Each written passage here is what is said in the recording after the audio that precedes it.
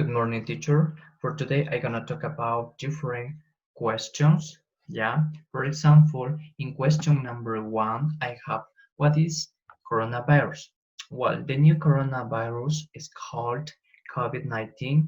It caused the death in people that have a delicate health. For that reason, we need to take care of a lot of, yeah, keep the distance between the other persons, use protection. Until now, there isn't any specific treatment that help to eliminate the new virus. The situation is really difficult and we need to take care of a lot, especially the adult people. In question number two, I have what is a free trade agreement? A free trade agreement is an agreement that is signed between two or more countries that aims to expand the market for goods and services between signatory countries. It is to reduce or eliminate import taxes and regulations regarding the international commercialization of goods and services. Yeah, when the agreement is signed between two countries, it is known as a bilateral agreement, while when it is signed between more than countries, it is called a multilateral agreement. There are more than 3,000 international investment agreements in the world, most of them bilateral. In question number three, I have what is intangible cultural heritage? Cultural heritage includes not only monuments, collection of objects, it also covers traditions of our living expression inherited from our ancestors and transmitted to our descendants, yeah, such as oral traditions, performing art, social uses, ritual, festivals, events, knowledge and practice related to the nature and the universe, or traditional knowledge and techniques of manufacturing of craft objects. There are intangible culture heritage, a living form of heritage that is continually recreating and evolves as we adapt our uses and traditions to the world around us. In question number four, I have what is CLT? CLT is a communicative language teaching, is an approach to teaching of second and foreign language that emphasizes interaction as about the means and the ultimate goal of learning a language, also referred to as a communicative approach to teaching of foreign language, or simply the communicative approach. It is origin are many insofar as a one teaching methodology tends to influence the text. The communicative approach could be said to be the product of educators and linguistics who had grown dissatisfied with the audiolingual and grammar translation methods of foreign language instruction. In question number five, I have what is speaking? Speaking is the delivery of language through the mouth to speak. We create sounds using many parts of our body, including the lungs, vocal tract, vocal cords, tongue, teeth, and lips. Speaking is the skill that makes human beings different from and superior to the species of living beings. Speaking is a complex cognitive and linguistic skills.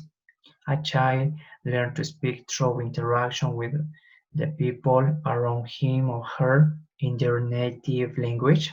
Every normal adult can speak in his or her native language without effort, and this skill is a natural one, but speaking in a foreign language is not natural and it requires conscious effort through the whole process. In question number six, I have what is lesson plan and what is important in an online course. A lesson plan is an essential resource for those who teach. The teacher needs to think about the course content in advance So that is will not only be a high quality class, but especially so that into the available time frame. Without planning, you might not have time to teach everything you mean.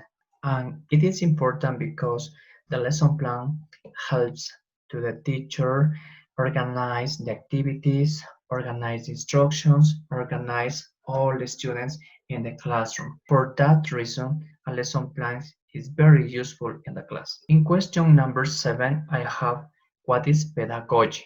This one word describes the study of teaching and how the content is presented and delivered to a learner.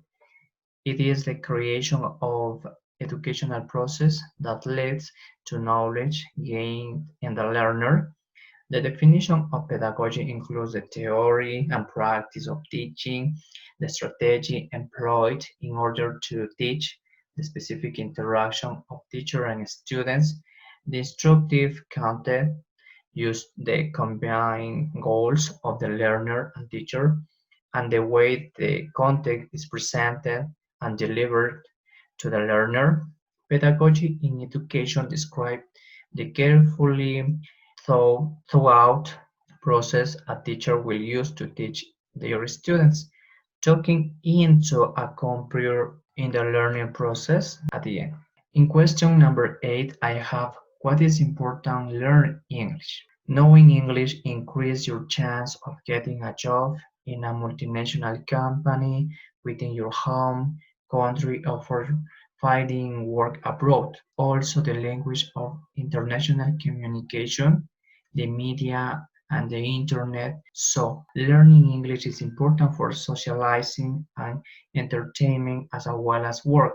English is a vital part of success to enter a global workforce in the corporate world. If you know English, your chance to get a better job locally or abroad are greater. Companies that have customers in different non-speaking countries rely on English as a means of communication, so they need English speaking staff to increase their opportunities of getting better contracts or of getting the best patterns anywhere in the world. In question number 9, I have what are the teaching the four skills? Yeah. The four skills of language learning are listening, speaking, reading, and writing. There are four capabilities that allows an individual to comprehend, to produce, and use the language in an effective way. Interpersonal communication. They are most often acquired in order to listen first, then speaking, then possible reading and writing. Listening and reading are called receptive skills because learners don't need to produce language to do this. They receive and understand it. Speaking and writing are called productive skills because learners doing this need to produce the language. Having a good English level means to understand and produce the language, so we should teach and develop all the four language skills in our students. And finally, I have the question number 10. What does the teacher do? In this case, a great teacher should love educating students, and one of the principal goals many teachers set for themselves is to be the best educators they can be. There is something extremely gratifying about imparting information to your students and working with them to ensure they understand not only concept but practical application as well. There are different methods you can use to teach, and while your teaching style is unique to you, the most important thing that you engage, motivate, and inspire students to learn. Many people teach out of a passion for their subject. If you truly love a particular topic, you might have a desire to share that knowledge with others. Indeed, passion can make you other people teach out of a concern for some the issues facing of the education system and become they want to be a part of the solution. Whatever the reason, a teacher can do nothing no educate their students. So many teachers set this as a forefront of their goals, impart lesson that will last at the lifetime. And this part is very important because the life of a teacher is very complicated. A teacher needs to do a lot of things, planning, thinking, motivating. Students can learn, can use the language.